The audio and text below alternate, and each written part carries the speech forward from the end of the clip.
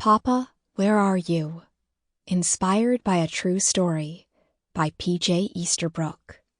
Narrated by Laura Bannister. Chapter 1, 1922. I'm going to disappear into the clouds, I announced as I held on tight to the swing, pumping my legs as hard as I could, which took me quite high for an 8-year-old. Out of the corner of my eye, I watched Julie staring at me so intently, I wondered if she thought I might actually disappear into the clouds. I had to be careful what I said around my sister, because she believed everything that came out of my mouth. She was quite serious and literal for a 7-year-old. Julie and I spend most of our summer days at the school playground a couple of blocks from our house in Glenside, Pennsylvania. Janet and Jill, our best friends in the whole world, usually joined us, and on the hottest days, a few neighborhood firemen showed up and opened the fire hydrant for us. When that happened, children from neighborhoods far away came running from all directions.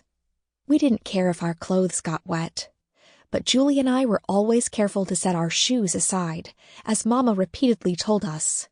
Shoes don't grow on trees, and water will do unforgivable things to them.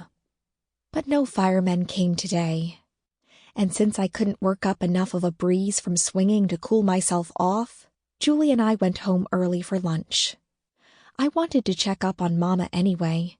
She was going to deliver a baby in the fall and hadn't been feeling well lately. I loved our little home. The front porch with its white railing was a gathering place, not only for our family, but for neighbors all around.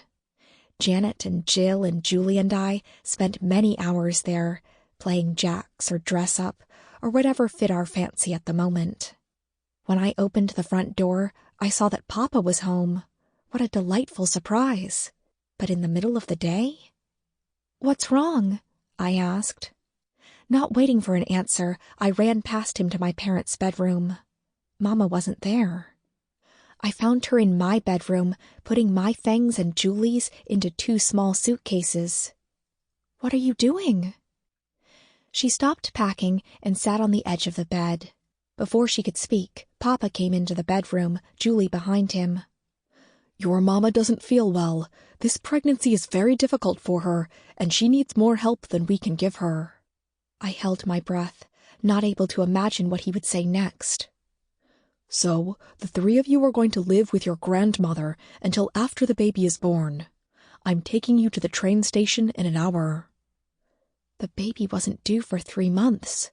School would start before that. Living with grandmother meant attending a different school and leaving my friends. Julie began to cry. "But Papa, you'll be all alone. Who will make your dinner and darn your socks and iron your shirts?" Papa took her into his arms. "My little peanut," he said softly. "I love you for thinking of me. But don't worry, I'll be fine. And I'll come up to Short Hills every weekend to see you and Betty and Mama." Julie's weeping turned to sniveling. "Who will calm her when we're living at grandmother's?" He stood. "I need both of you to help your grandmother take care of Mama." "Oh, yes, Papa, we will," Julie promised. "I will take care of all of us while we're away from you," I assured him. Apparently Papa and Mama saw some humor in this, because they both laughed.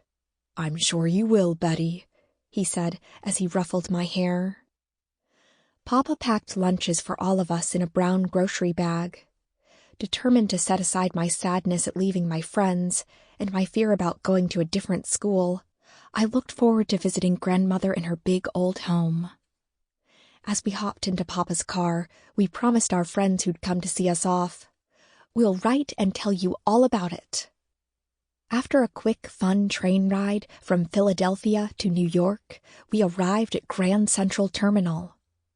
What a magnificent place! The star-laden ceiling in the main concourse was so breathtaking, Julie and I stared at it as we walked along, dragging our suitcases. Looking up, we kept bumping into each other and into Mama. She was not amused. We had to wait for Uncle Albert to pick us up. He had a job in a bank Sample complete. Ready to continue?